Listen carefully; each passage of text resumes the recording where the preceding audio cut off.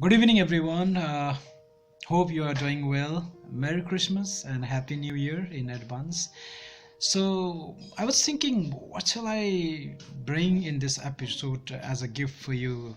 Because since the Christmas is the exchange of the gift, so we know. So, I was thinking, let me bring the precious thing that is priceless to you. So, of course, you can guess it, the time. I want to talk about the time today. I want to talk about make the most of your time, because three things I wanted to emphasize today is first thing is life is short, date is uncertain, and everything that you do here has an eternal link or eternal consequences.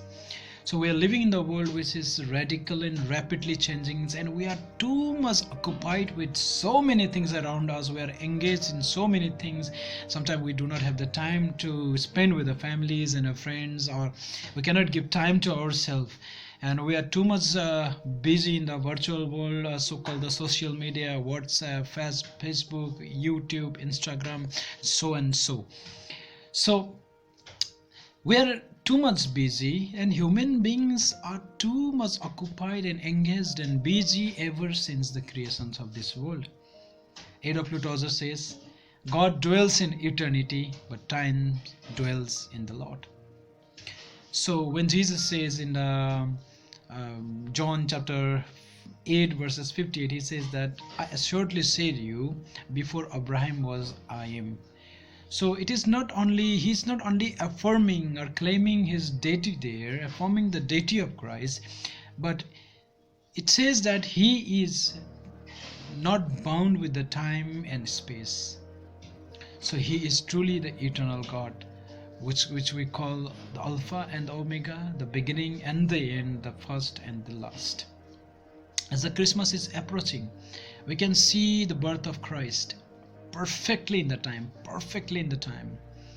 So not even the second and a minute was so before or so late. So he incarnate himself in a human flesh perfectly in the time. When the time come, he took a birth from the Virgin Mary, and perfectly in the time, his 3.5 years of his earthly ministry, and his time of prayer, time of preaching, and everything was so oriented that he is a perfect user of time. So this evening I wanted to ask you three things: how you're using time, and how you're investing your time. So do you able to repair, or do you able to bring it back once you squandered or waste or spent?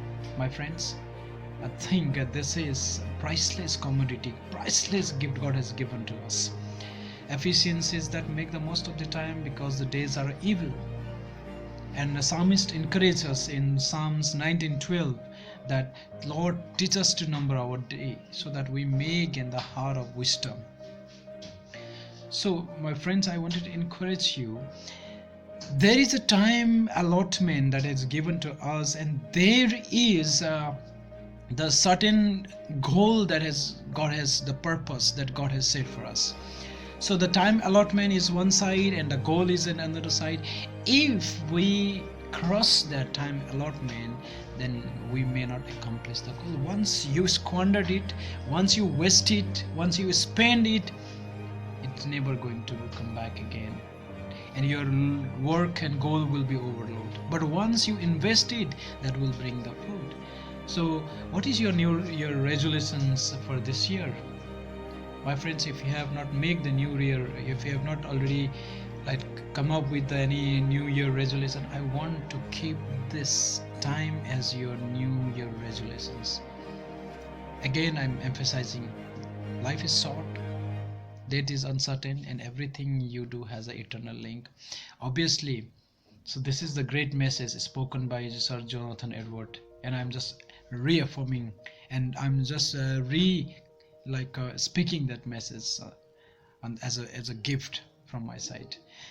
Merry Christmas and Happy New Year in advance.